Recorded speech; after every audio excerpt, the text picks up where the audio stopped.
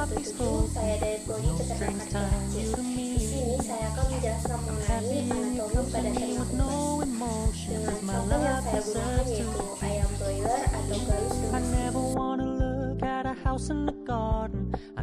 Baiklah, saya akan menjelaskan mengenai bagian-bagian pada ternak unggas. Yang pertama ada caput atau kepala, yang kedua kolum atau leher, yang ketiga ada trunkus atau badan, yang keempat ada ekstremitas anterior, yang kelima ada ekstremitas posterior, dan yang terakhir ada caudal atau ekor.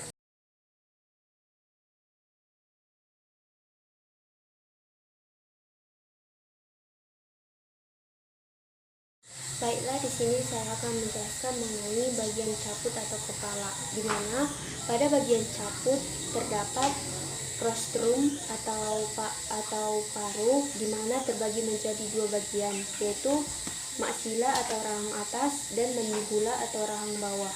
Selanjutnya ada nares anterioris atau indera atau lubang hidung, lalu ada sera atau jengger berupa tonjolan lunak pada kulit. Selanjutnya ada organon visus atau indera penglihatan. Selanjutnya ada indera pendengaran yaitu porus acousticus exceptimus. Selanjutnya ada cervix atau leher, lalu ada trunkus atau badan, di mana trunkus ini ditutupi oleh bulu yang berfungsi sebagai untuk melindungi tubuh dan juga untuk menjaga suhu tubuh ternak. Menurut letaknya, bulu terbagi menjadi 5 bagian, yaitu yang pertama ada ventricles, yaitu bulu yang menutupi badan. Selanjutnya ada rentricles, yaitu bulu yang menutupi pangkal ekor. Lalu ada remiges, yaitu bulu yang menutupi sayap. Lalu ada paraterum, yaitu bulu yang menutupi bahu.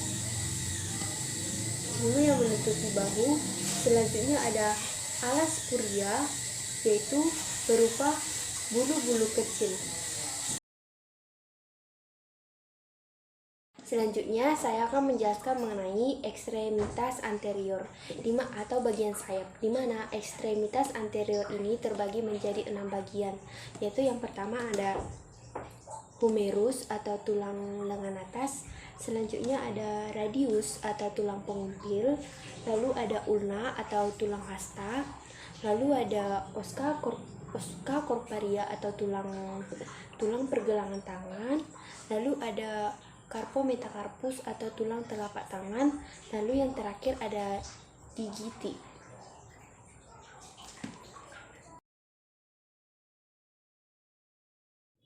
Selanjutnya saya akan menjelaskan mengenai ekstremitas posterior, di mana ekstremitas posterior ini juga terbagi menjadi 6 bagian, yaitu yang pertama femur atau tulang paha, selanjutnya ada patella atau tulang lutut kecil, selanjutnya ada tibiotarsus, lalu ada fibula, lalu ada tarsometatarsus, bagian ini yang menonjol, lalu ada phalanges. Selanjutnya saya akan menjelaskan mengenai sistem pencernaan pada ternak unggas. Sistem pencernaan dimulai dari kapung oris atau mulut, lalu ke esofagus atau kerongkongan, lalu ke crop berfungsi sebagai tempat penyimpanan makanan, lalu ke proventriculus, lalu ventriculus. Ventriculus ini berfungsi sebagai tempat untuk menghaluskan makanan. Ventriculus ini disebut juga gizzard. Lalu ada intestinum tenue atau usus halus.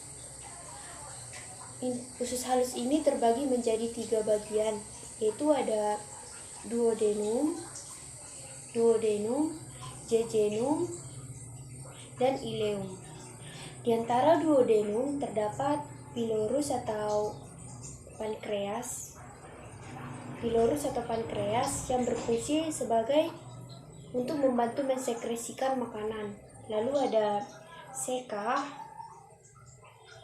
Lalu ada kolon.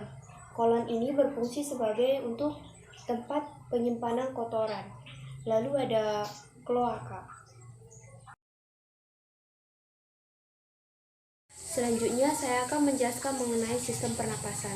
Sistem pernapasan dimulai dari nares atau lubang hidung, lalu ke kapum oris atau mulut, lalu ke glotis. Glotis adalah lubang sebelum laring.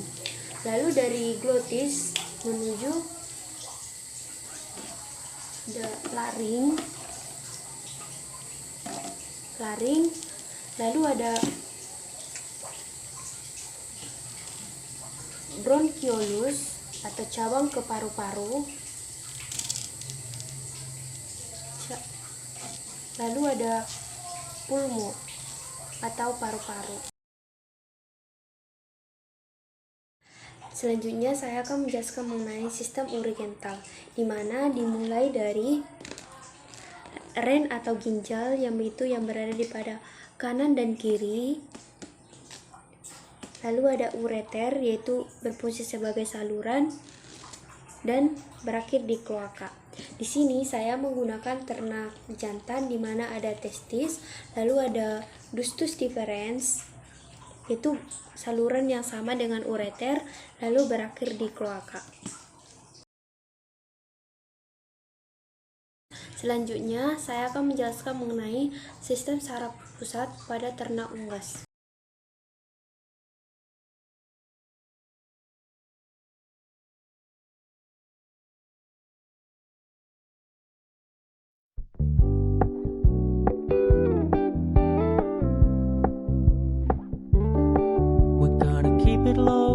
Keep it softly spoken with no strings tying you to me.